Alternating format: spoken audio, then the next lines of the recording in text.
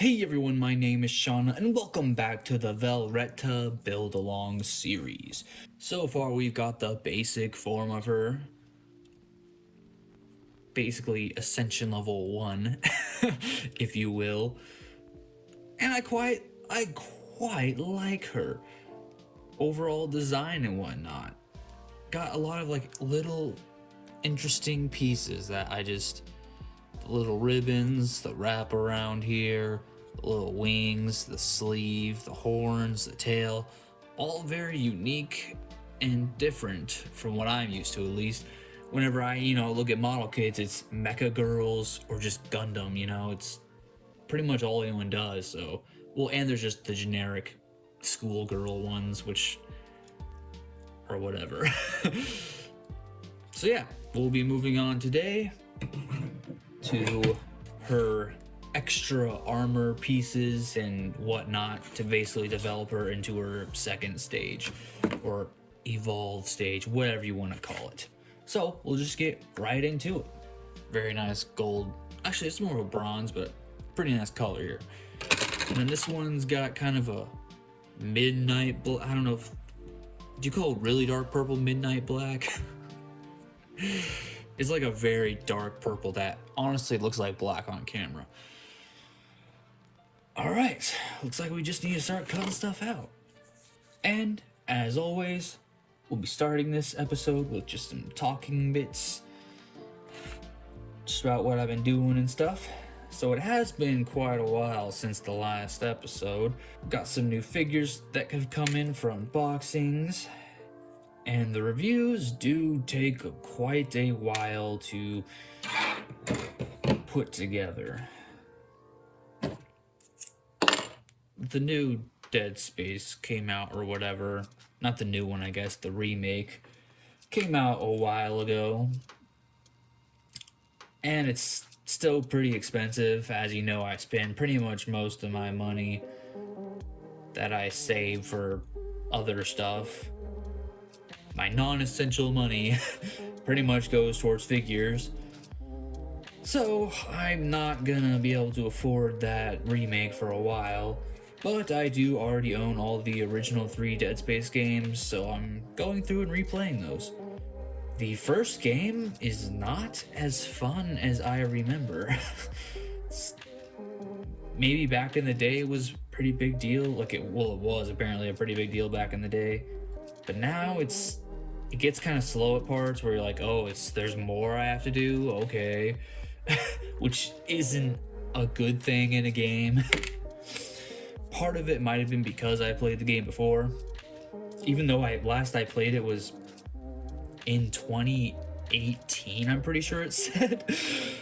But even after, it's 5 years, I still kind of remembered everything. So maybe that took some of the fun out of it. And it's just not as scary. But I've started the second one, and that one is definitely a better game. All in all, that's a great example of a sequel surpassing the original. The setting is a little weird for now, but overall it's pretty much better in every aspect. Even to the barest essentials of controls. I don't know about controller, because obviously I'm playing on the PC, so the mouse and keyboard setup, the mouse aiming, because it's a shooter, the mouse aiming is terrible. It's very floaty, so you'll move and the cursor will your aiming will keep going after you've stopped moving your mouse, and there's no mouse settings, so you're just gonna have to live with that. So you have to live with that throughout the whole game, and maybe for some very frustrating things. So I played the game on normal difficulty, and it was pretty hard because of the aiming. You die a lot more easily because you just have a lot harder time shooting your enemies. But so the second one I started on normal, and it's probably shouldn't. It's a little too easy for now. Maybe it'll get harder as the game goes on, but the aiming is very tight, very what you'd expect of a shooter for PC. So yeah, it's a lot easier. But it's scarier because they they really honed it into being a horror game instead of like a sci-fi alien game. The first one does kind of feel like more just a sci-fi game with aliens in it. They do obviously are trying to make it scary, but it doesn't really work well in my opinion. So for all you model kit nerds out there, this is a pretty interesting piece here. It's got one hole there, and then a hole on the opposite side, and then these side little holes here. Pretty cool. So I've been doing that.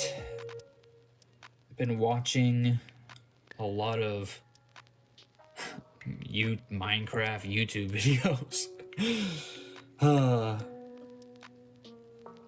That's the thing. When you find a good Minecraft YouTube creator, it's just, they're really easy to watch videos.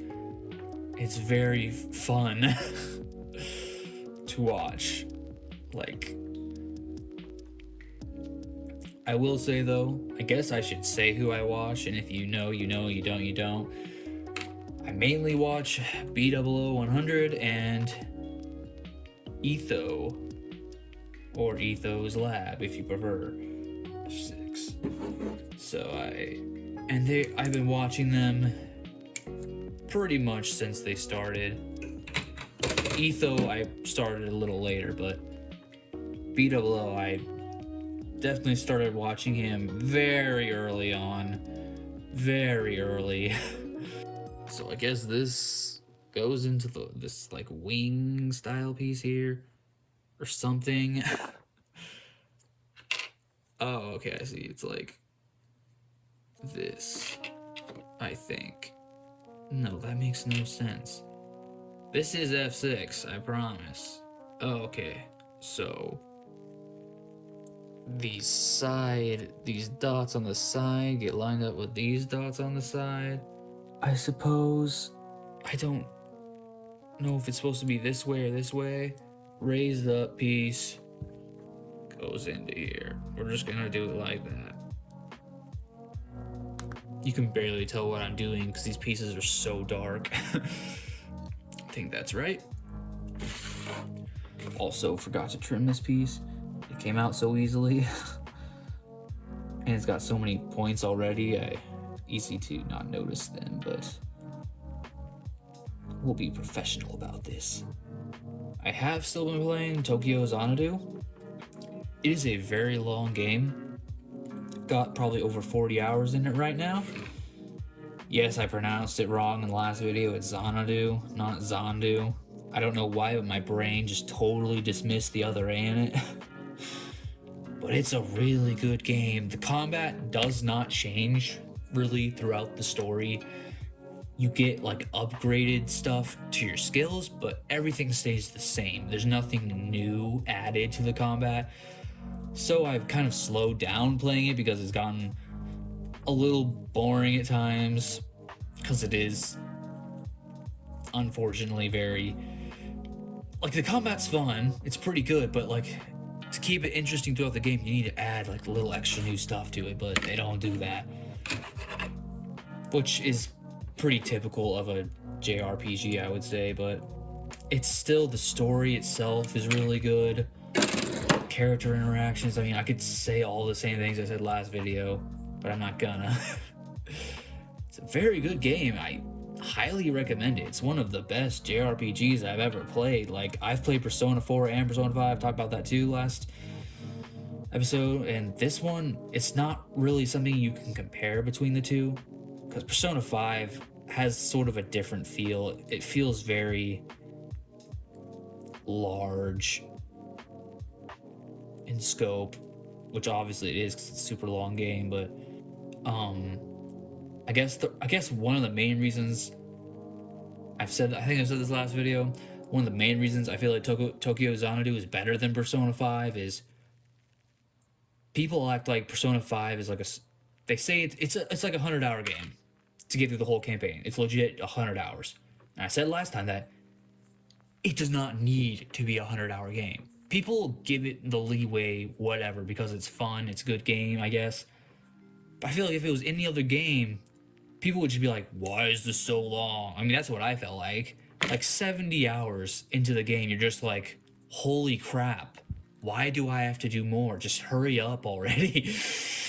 Like, a lot of it does feel unnecessary. The dungeons feel unnecessarily long. I mean, that's one of the best parts of Tokyo Xanadu. They do not overstay their welcome with the dungeons.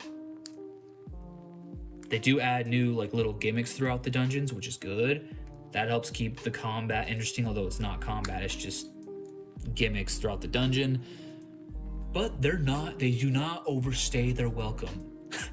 There are many times in Persona 5 where I would just save the game in the middle of the dungeon and quit. There's so many floors, and there's so many passageways, and there's so many like easy puzzles that are pointless, that just pad out the game length. Backtracking you have to do and stuff. I don't know. But I already talked a lot about this in the last episode, so I'll stop there. So I'll say, like, Tokyo Xanadu, it may not be as long as Persona 5, but it'll be shorter in a good way. There's a lot of focus on the story. It never feels like you're just grinding off into the dungeons. Like, I also played on like normal or easy because I didn't want it to end up being like Persona 5 where you're just in the dungeons forever. Because Persona 5 I don't think has a difficulty setting until after you beat the game, maybe it does, I can't remember, but it can get pretty hard if you don't manage your stuff and keep catching. It is kind of like Pokemon where you capture personas but you don't like capture them. So yeah, got another interesting piece here. It looks like, I mean, all these pieces are specifically custom made for this set. So you have a hole on this side, then you have two smaller pinholes on this side. Well, actually just this side. Okay, so this one goes, oh, okay, I see. There's a pinhole there, and then a pinhole here. It's gonna go in here at an angle, I think. It says to make sure the piece is like this.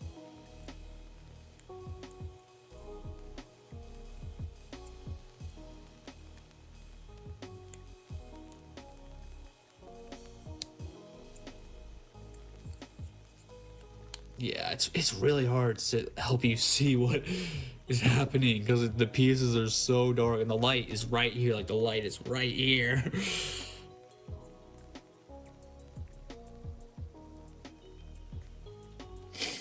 All right. And we've got another hinge piece to make.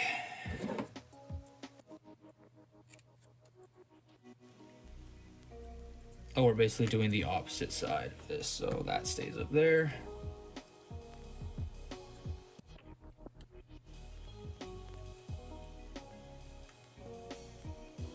Take out one of each of these hinges.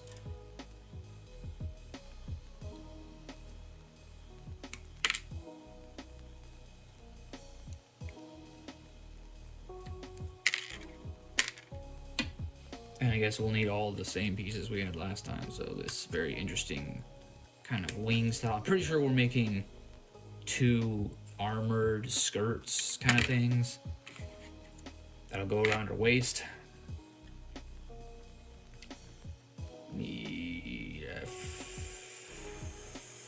Oh shoot. Oh shoot. That might be why it didn't make sense. Oh, how did I miss that? This one uses F3, this one uses F2, and I switched them. I don't know if I can get that back out. Broke the peg off. Guess we'll show you how I do gluing in this. I don't know if I can glue this tiny of a piece back. Actually, I think I know what I'll do. Push it out with the end of this alligator clip stand. I think what I'll do is I'll take the other one that's supposed to go in there, stick the pin in first, then glue it in. So let's see here. Let's trim down this piece. I guess I don't need to trim it that much because it's not seen. That is one thing I'll admit I do. Is if a piece is kind of in the internal structure, I won't trim it as much. Unless I think it'll affect the mechanism it's getting put into. If not, just don't bother with it too much. Okay, so once the raised piece up,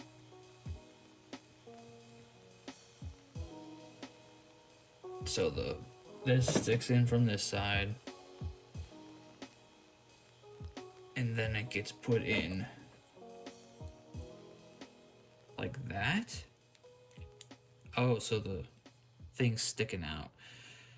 Okay, so yeah, I'll stick the peg into the hole prematurely, stick the other peg in, and feel like, oh, how is he gonna get the glue? If you don't know, if you know model kit building, you probably know how this works.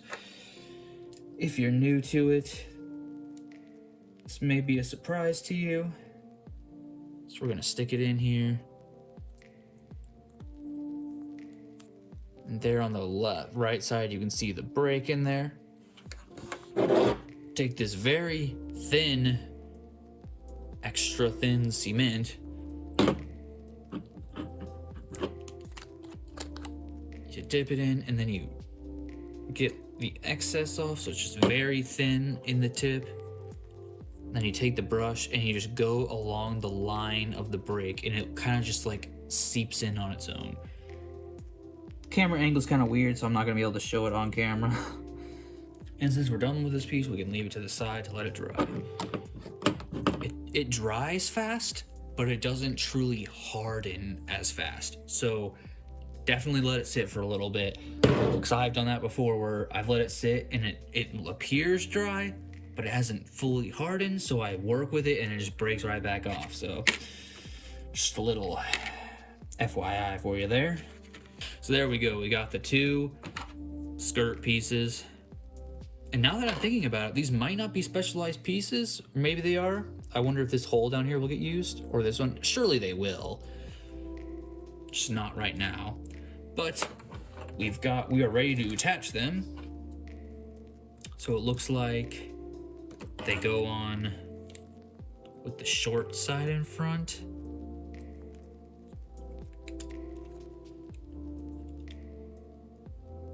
Yes, long side and back.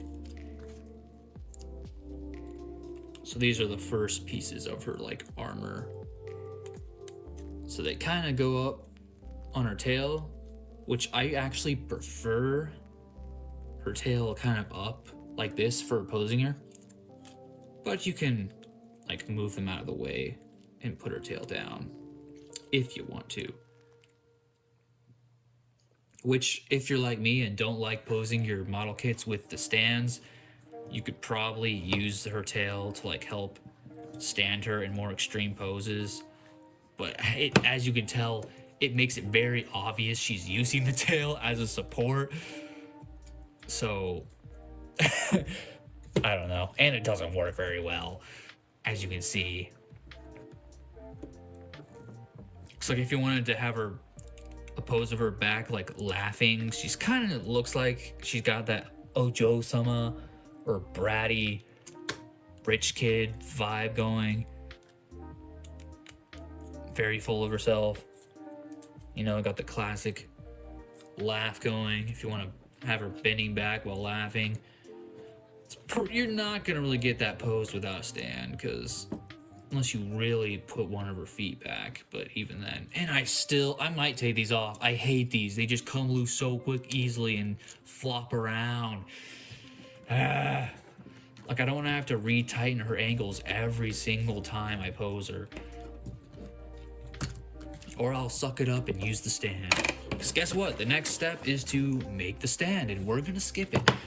Also, I've lost her tiara. I think it's just in the box somewhere. It's the final pose here is her with the tiara. Okay, yes, it's just in the box. Definitely needs painted though. I kind of wish they molded the tiara in the bronze color because it just doesn't stand out like this. Apparently there is a way to get it to stay on her head, yeah. But it's still very loose. Come on, Koltabokia. Whoever designed this, surely you could have thought of a way to like integrate it into her bun back here to where it slightly hooks in. Cause this is a whole. Just popped her head off. Oh yeah, I forgot her head comes off really easily. I still don't know how to fix that. This piece has got a bit of a peg to it, but if you made the peg a little bit longer, or have an optional one where the peg's a little bit longer, you could sneak a little ring behind the tiara back there to help it stay on. Otherwise, it just... I guess that's the very last thing you do when you posers. You shove this on to her head and then leave it. All right, for this next step, we'll switch over to speed mode, time-lapse mode. And I'll reposition the camera to give you a different look at the studio.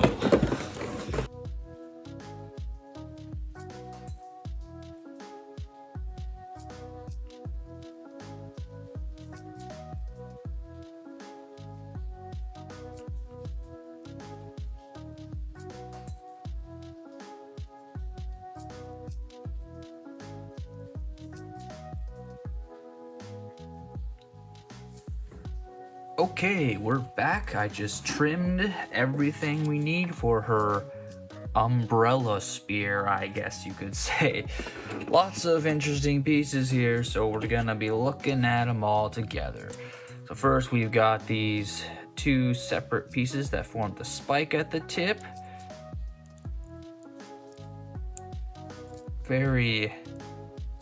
It's hard to push them together because they're sharp. Okay, yeah. Ow. Ow. Yeah, there's lots of tiny little points on here that are all equally sharp. Okay, that's the first piece. Then we take this, make sure the edges or the corners of this with the little extra inside detail here are on the outside right here, and you slide it in. Then you take this piece, another cool piece, make sure these tabs are vertical, push them in. Very nice like underside connection here, I like that. Then even more finally, this small like topper underneath that. Then we take our wing pieces along with these hinges and stick them up, one at the top,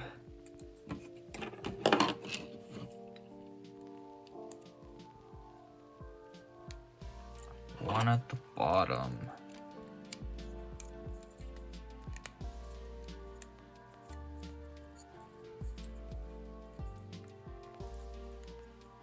Making sure these are at the sides. So yeah, these are the sides there.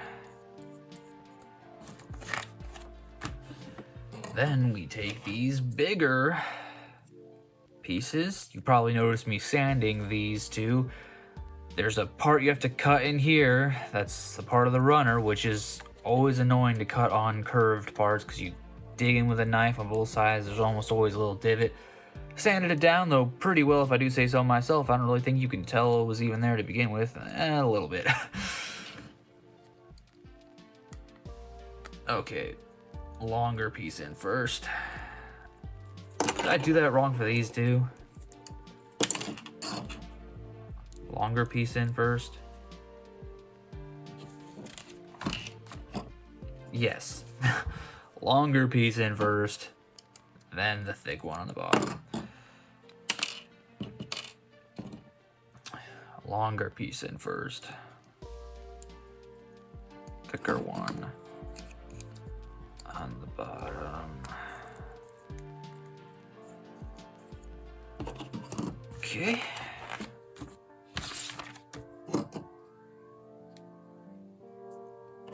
This on this side.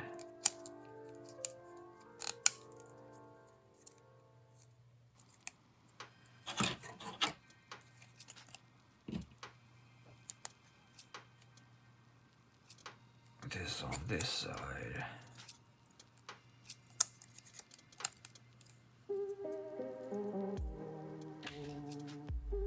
And that's kinda how it is. It's a little weird. It's a little weird. But it's actually, I think they might have used these pieces in this way because they can be used for other things. Yes, it looks like you can take them off later, and yeah, as expected. So this is kind of like a side build that isn't necessary if you just want this staff. Let's finish the staff though real quick. You get this long bar that needs 2 pieces to connect the here and here to finish the roundness. Then we get these pieces, more sharp spiky pieces that go in here to finish a detail up here. Oh, they're sharp. How am I supposed to put these out? The set requires pain to finish, apparently. Then you just shove it in all the way. Can I spin this fast enough for the frame rate to mess up? Probably not. All right, and then they also got the hand here to connect to it. We're gonna see how well it holds. Obviously, you would need the stand to stand her up with this accessory. So maybe not though. We'll see if she can hold it high up enough to where she can. No, she can't really hold it high enough on the hilt to use it as something to protect, to help stand her up. But yeah, this adds a huge amount of weight. I personally don't really like the way this looks.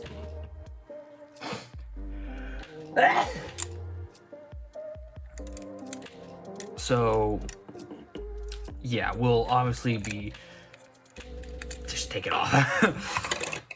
If you look in the instruction manual, for the next episode, we'll be removing her right leg and removing these extra skirt pieces to then fully form her final ascension, 3rd stage, with the special leg and the extra armored skirt. And a built-in tiara to her head, so you don't have to worry about the top one that just sits on top falling off. Seems like a pretty good amount of stuff, and we'll just scroll ahead. We'll flip through real quick to see if there's any extra stuff at the end. Yes, it looks like she's got some different pairs of wings too. We'll do all of that at the end. And there's some pictures of what to expect. So yeah, so far I'm actually having a lot of fun building this. Like I said before, the Arcanadea sets, I'll admit I don't have too much experience with model kit building, but as you kind of just saw, the Arcanadea sets feel like they're a bit simplified and just streamlined to be very efficient with lots of big pieces and stuff. So it does, I think, make them a little more expensive than average model kits, because like some of the Gundam kits can be really cheap and you can get probably a bigger like mech than this, but it's just you get tons of like different parts that can be used for other things. Lots of big pieces, like I said. So yeah, so far I'm really enjoying building it. It's pretty straightforward and easy, but it looks good. There's lots of options for customization, blah blah blah. Thank you for watching. I hope you enjoyed this one. And if you have any other topic suggestions for the next build along, like probably the final episode of hers, let me know in the comments as well. After this figure, there will not be a vote. I will be going straight into the Azra Ninja model kit, since the review for her scale figure should be up by the time you watch this. So yes, thank you for watching. Hope you enjoyed. I wish you the best of luck in all your figure collecting and model kit collecting and building adventures. Farewell, my friends. She has quite stiff joints, actually, so it's hard to get her to wave.